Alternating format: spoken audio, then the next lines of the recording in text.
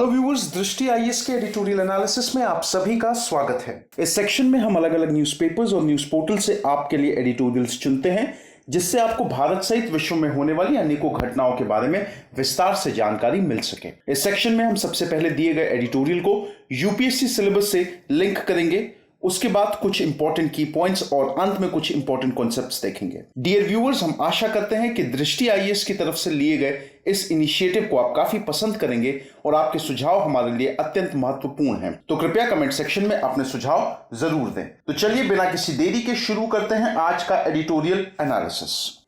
प्रिय व्यूअर, यह वीडियो अंग्रेजी में भी उपलब्ध है।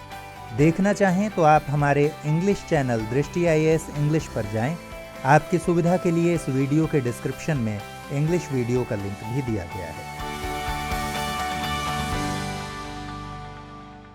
आज का एडिटोरियल टाइम्स ऑफ इंडिया से लिया है जो 22 अक्टूबर 2020 को प्रकाशित हुआ है। आज के एडिटोरियल का शीर्षक है प्लग इनटू ताइवान। यदि एडिटोरियल को समराइज करें तो हम ये कह सकते हैं कि नई दिल्ली को बीजिंग की आपत्ति की परवाह नहीं करते हुए ताइपेई के साथ व्यापार समझौते के मार्ग पर मजबूती से आगे बढ़ना चाहिए। यदि आज के एडिटोरियल को यूपीएससी सिलेबस से लिंक किया जाए तो उसे जीएस पेपर 2 जिसमें पॉलिटी, कॉन्स्टिट्यूशन, गवर्नेंस और मूलतः इंटरनेशनल रिलेशंस वाले सेगमेंट से जोड़ करके देख सकते हैं। आज के एडिटोरियल के कुछ प्रमुख बिंदु। ताइपेई के साथ एक व्यापार समझौते के लिए भारत द्वारा विचार विमर्श शुरू करने की मंशा के उजागर होने के बाद चीनी विदेश मंत्रालय ने अपने कथित वन चाइना सिद्धांत पर जोर देते हुए नई दिल्ली से कहा है कि वह ताइपेई से संबंध बनाने में एक विवेकपूर्ण दृष्टिकोण का पालन करे। देखिए, हाल ही में हम सब जानते हैं कि भारत ताइपेई के साथ अपने व्यापार समझौतों को और मजबूत करने की ओर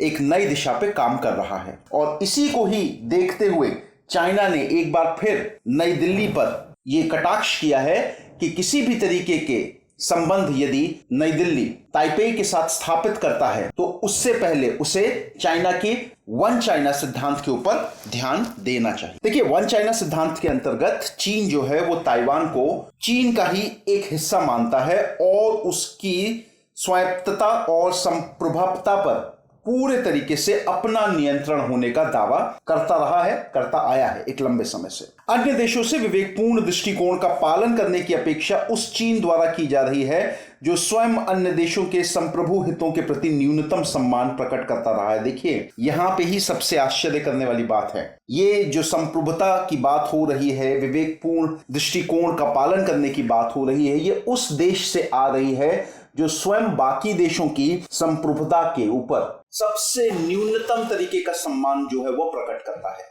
इसके साथ ही चीन के पास ये अधिकार नहीं है कि वह भारत को निर्देशित कर सके कि भारत किसके साथ व्यापार समझौते करे या फिर ना करे। देखिए, यहां पे हमें इस चीज पर पूरे तरीके से कायम रहना है कि चीन के पास किसी भी तरीके की कोई अथॉरिटी नहीं है, कोई अधिकार नहीं है कि वो भारत को ये बताए कि भारत को अपने व्यापारिक संबंध किस देश के साथ रखने चाहिए या किस देश के साथ रखने नहीं चाहिए। सबसे जरूरी बात जिसे हम सब लोगों को समझना चाहिए वो ये कि वर्तमान स्थिति में ताइवान एक स्वतंत्र लोकतंत्र है और एक एशियाई आर्थिक डायनामो की स्थिति रखता है। यदि हम लोग ताइवान की ग्रोथ के बारे में बात करें तो ताइवान है भले ही बहुत छोटा सा देश, लेकिन ताइवान के अचीवमेंट जो हैं वो कई बड़े बड़े देशों से भी बहुत ज्यादा हैं। यदि थोड़ी सी जानकारी हम लोग ताइवान के संदर्भ में रखें तो हम ये कह सकते हैं कि ताइवान एशिया की 5वीं सबसे बड़ी इकोनॉमी है, 5वीं सबसे बड़ी इकोनॉमी एशिया की, और दुनिया की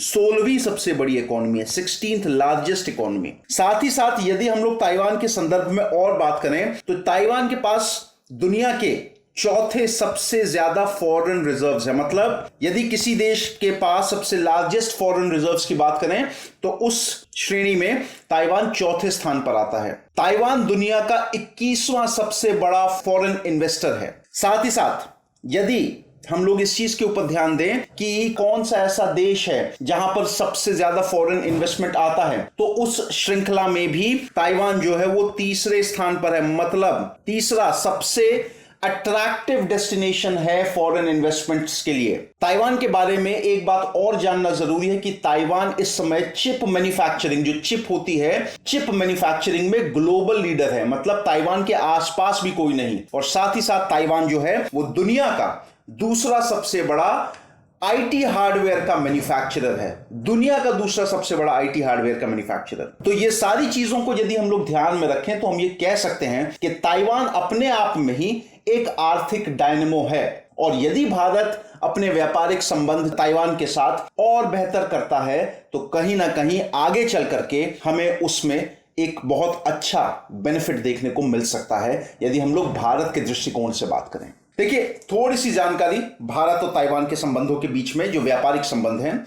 2018 में भारत और ताइवान ने एक बायलैटरल इन्वेस्टमेंट एग्रीमेंट पर हस्ताक्षर किए, और उस एग्रीमेंट की वजह से एक साल के अंदर अंदर यानी कि 2019 में जो भारत और ताइवान के बीच में जो ट्रेड था, जो व्यापार था, वो लगभग 18% से बढ़ा, और उसका कुल मूल्य जो था वो $7.2 बिलियन हो गया। इस महीने की शुरुआत में मोदी सरकार ने कई सारी फर्म्स को अप्रूवल दिया, जिसमें ताइवान की 3 बहुत महत्वपूर्ण कंपनियां जो स्मार्टफोन बनाती है, जिनके नाम है Foxconn technology group, Wistron corporation and Pegatron corporation. और ये जो साइन हुए हैं, ये जो अग्रीमेंट अप्रूवल दिया है इन कंपनीज को, इन कंपनीज के भारत आने से लगभग 10.5 ट्रिलियन रुपए या फिर $143 बिलियन का इन्वेस्टमेंट जो है वो भारत में आएगा अगले 5 सालों के लिए। तो यहां पे देखिए किस तरीके से ये मुनाफे की स्थिति भारत के लिए बन रही है। इतना सारा इन्वेस्टमेंट आएगा, ये सारी कंपनियां अपने आप को यहां पे मैन्युफैक्चरिंग प्लांट्स अपने लगाएंगी, लोगों को रोजगार मिलेगा। तो कहीं ना कहीं इस तरीके के जो रिश्ते हैं जो भारत बना रहा है कई देशों के साथ, ये लंबे समय में भारत के ही हित में जाएंगे। अब यहां पे एक चीज और हमें समझने वाली बात है, जो नीतियां हमारी रही हैं ताइवान को लेकर के, थोड़ा उनके संदर्भ में बात करते हैं। देखिए, यदि हम लोग बात करें तो सन 1995 से पहले भारत और ताइवान, और अभी भी भारत और ताइवान के बीच में किसी तरीके के डिप्लोमैटिक संबंध नहीं है। हालांकि 1995 से दोनों देशों ने एक दूसरे देश की राजधानी में, मतलब हमारे यहां दिल्ली में और ताइवान के यहां ताइपेई में, अपने रिप्रेजेंटेटिव ऑफिस बना करके रखे हुए हैं। भारत का अगर हम लोग एक्सपोर्ट देखें कि भारत ताइवान को क्या क्या एक्सपोर्ट करता है, तो उसमें मूलतः हम लोग बात कर सकते हैं वेस्ट ऑयल, नाफ्था, सीरियल्स, कपास, कई सारे ऑर्गेनिक केमिकल्स, कॉपर, एल्यूमिनियम और खाद्य सामग्री। अब यहां पे ये तो बात हो गई भारत और ताइवान और किस तरीके से जो व्यापार है दोनों देशों के बीच में वो चलता है। अब यहां थोड़ा सा जरा एक चीज का जिक्र जो हम लोगों ने अपनी पहली स्लाइड में किया, वो था वन चाइना प्रिंसिपल। ये एक चाइना सिद्धांत है क्या? यदि हम लोग बात करें वन चाइना सिद्धांत की, तो देखिए अमेरिका और चाइना के जो रिलेशंस हैं उस पॉलिसी में एक बहुत बड़ा, बहुत महत्वपूर्ण की फीचर है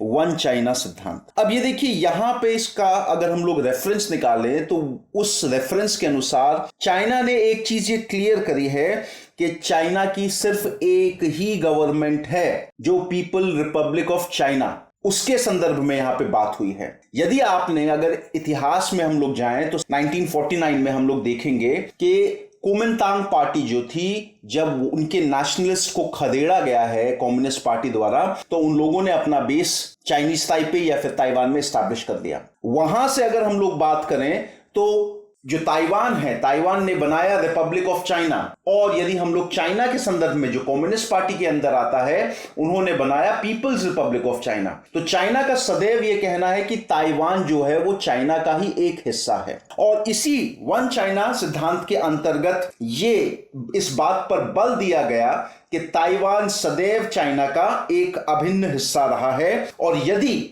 किसी भी देश को चाइना के साथ रणनीतिक रिलेशंस, डिप्लोमैटिक रिलेशंस बनाए रखने हैं, कूटनीतिक रिलेशंस बनाए रखने हैं, तो उन्हें ताइवान के साथ अपने सभी संबंधों को पूरी तरह से खत्म करना पड़ेगा। तो यह है आपकी वन चाइना पॉलिसी। इसके बाद वर्तमान के आंकड़ों के संदर्भ में यदि हम लोग बात करें तो जैसा कि मैंने आपको बताया कि 2018 में जब भारत और ताइवान के बीच में बायलैटरल एग्रीमेंट साइन हुआ है, तो अगले वर्ष हमने देखा कि व्यापार में दोनों देशों के बीच 18% की बढ़ोतरी हुई, और इसकी जो कुल वैल्यू थी वो लगभग $7.2 बिलियन तक पहुंच गई। ताइवान के संदर्भ में मैंने आपको बताया कि भाई बहुत बड़ा आईटी हार्डवेयर का मैन्युफैक्चरर है, और सेमीकंडक्टर्स खास तौर से यदि हम लोग बात करें तो सेमीकंडक्टर्स के मामले में पावर हाउस है। और आज हम सब जानते हैं कि ये जो सेमीकंडक्टर्स हैं वो आधुनिक अर्थव्यवस्थाओं के लिए रीढ़ की हड्डी की तरह काम करते हैं। एक बात और हमें यहां पे समझने वाली है कि यदि ताइवान की कंपनियों के बारे में हम लोग बात करें तो ताइवान की कंपनियों के